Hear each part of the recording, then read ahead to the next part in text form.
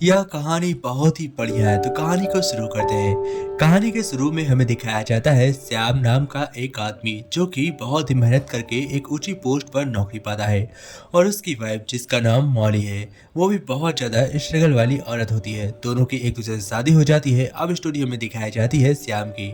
हम देखते हैं श्याम एक ऑफिस में मैनेजर की पोस्ट पर काम करने लगा है और उसकी बहुत ही ऊंची पोस्ट होती है जिसके चलते उसे एक फ्लैट, घर, गाड़ी और सब कुछ मिलता है। मौली भी यह देखकर बहुत ज्यादा खुश रहती है, लेकिन वो दोनों बहुत ही बदनसीब होते हैं।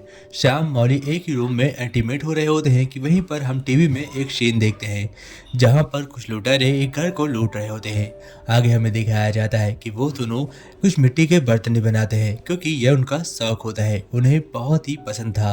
श्याम इसी बीच उनके साथ इंटीमेट हो जाता है जिसमें सैम और मौली दोनों एक साथ होते हैं।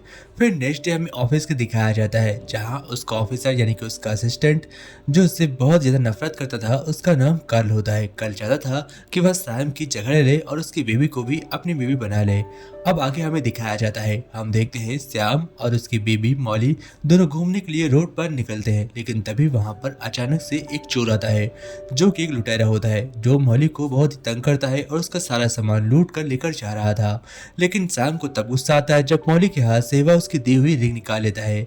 उसके बाद श्याम और उस चोर के बीच फाइट होती है जिसमें कि श्याम मारा जाता है और श्याम को मरता देख मौली बहुत ज्यादा रो रही थी। लेकिन तभी हम देखते हैं श्याम की आत्मा निकलती है और वह अपने शरीर को इसी समय देख रही होती है जो कि मौली उसे देखकर बार बार रो रही थी।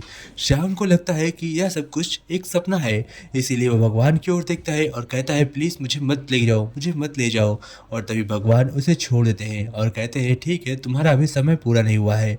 और शाम को जिंदगी जीने का एक और मौका मिलता है, लेकिन इस बार उसके साथ उसकी शरीर नहीं होती है, केवल आत्मा होती है। अब श्याम अपनी आंखें से सब कुछ देखता है, वह अपनी वाइफ मौली को देखता है, वो उसकी सारी सच्चाई को देखता है, अपना फ्यूनरल देखता है जिसमें कि मौली फूट फूट कर रो रही होती है और श्याम उसके काफी करीब बैठा हुआ था बट वह कुछ नहीं कर सकता था। अब मौली मिट्टी के बर्तन अकेले बनाती है जिसमें कि वह रो रही थी।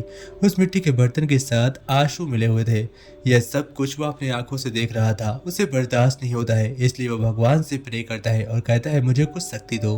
तभी हम देखते हैं मौली के घर पर कल बार बार आता है और कल का सपना था कि वह मौली के साथ शादी करे, इसीलिए वह उसके दिल में अपनी जगह बना रहा था। एक दिन वह चोर उससे मिल जाता है जिसने उसे मारा था, लेकिन इसके बावजूद वह उसके सामने होता है, कुछ नहीं कर पाता। हम देखते हैं वह बहुत कोशिश करता है उस चोर को मारने की बट वह चोर को नहीं पकड़ पाता, बल्कि वह चोर उसके सामने ही और लोगों को लूटपाट करके आगे निकल जाता है। शाम सब कुछ अपनी आंखों से देख रहा था।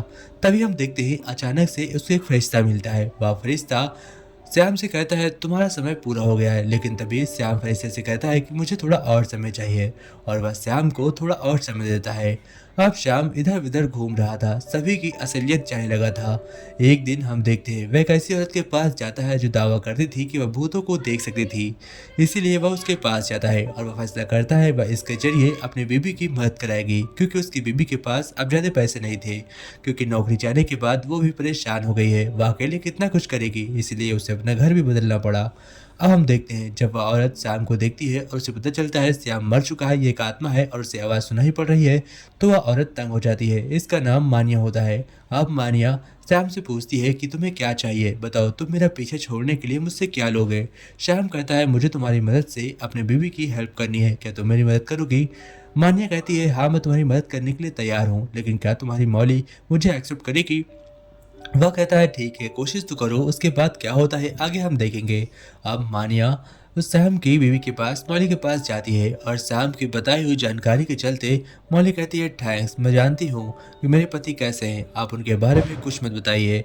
सैम मौली की मदद करना चाहता था कि उसकी आत्मा अभी भी यहीं पर भटक रही है और यह बात वो मौली को बताना चाहता था। वह कहती है मुझे इन फालतू की चीज़ों से फर्क नहीं पड़ता, अब मुझे कोई मतलब नहीं है, मैं नहीं चाहती कि तुम मेरे दिल के साथ खेलो, मैं अभी भी उससे बहुत ज़्यादा मोहब्बत करती हूँ। तभी हम देखते हैं उसी घर पर एक दिन कर आता है और यहाँ पर एक बहुत ही दुख भरा शॉट होता है क्योंकि इधर हम देखते हैं चोर उसके सामने ही अच्छे भर पेट खाना खा रहा था और बेचारा श्याम मरा हुआ पड़ा था और दूसरी तरफ कल उसकी बीबी के दिल में जगह बना रहा था, धीमे धीमे उसके क्लोज हो रहा था। यह बात श्याम से देखी नहीं जाती, वह आत्मा बनकर भी खुश नहीं था, वह तड़प रहा था, वह अपने दर्द को बयां नहीं कर सकता था, इसलिए वह उदास हो जाता है। अब हम देखते हैं मौली को भी अपने जॉब से बहुत ही परेशानी हो रही थी क्योंकि वह सैम को बुला नहीं पा रही थी। इसीलिए उसे अपनी ज़िंदगी में आगे बढ़ने के लिए बहुत कुछ करना था, बट वह अपने दिल में किसी को जगह दे तब ना। तभी एक दिन अचानक से कार्ल उसके घर आता है और उससे कहता है, मैं तुम्हारे साथ कुछ टाइम बिताना चाहता हूँ, क्या मैं यहाँ बैठ सकता हूँ? अब माली कहती है, हाँ घर के अंदर आ जाओ कार्ल, तुम तो ये बहुत ही अच्छे दोस्त थे, श्याम के भी और मेरे भी। अब कार्ल धीमे धीमे उससे बात करता है, तभी वो अपनी कॉफ़ी अपने शर्ट पर गिरा लेता है, उसके बाद अपनी शर्ट निकाल देता है और बहाना करके यह सब कुछ दिखावा कर रहा था। अब हम देखते हैं वो दोनों बहुत ही क्लोज हो जाते हैं, दोनों एक दूसरे को किस करते हैं, लेकिन तभी सैम अपनी फ़ोटो गिरा देता है।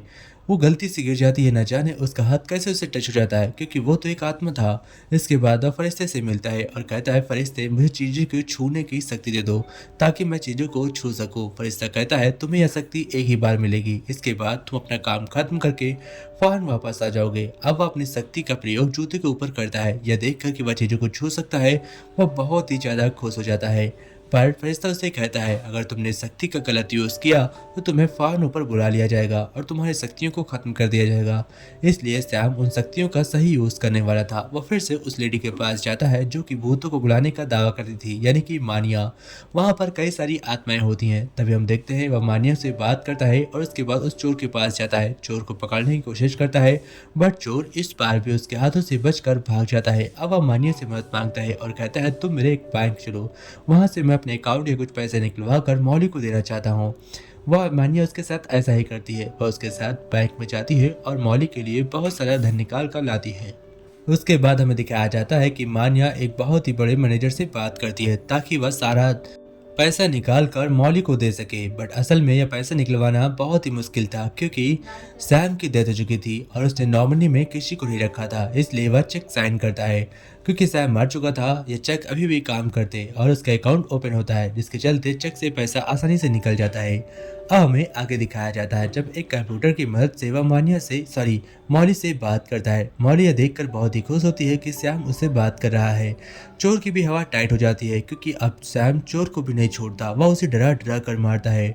वह उसे बहुत ज़्यादा परेशान करता है, बहुत घूंसे लात मारता है, जिससे कि आखिरकार चोर डर कर कार के अंदर बैठता है और जाकर एक ट्रक से टकरा जाता है और उसकी डेथ हो जाती है। अब सैम मौली के पास आता है और उसे कहता है, मैं तुम्हें कुछ बताना चाहता हूँ। मौली सैम को देखकर बहुत ज़्यादा खुश हो जाती है, दोनों आपस में बातचीत कर रहे हैं। आखिरकार मौली सैम को महसूस कर लेती है क्योंकि उसकी आवाज़ उसे साफ तौर पर सुनाई दे रही थी।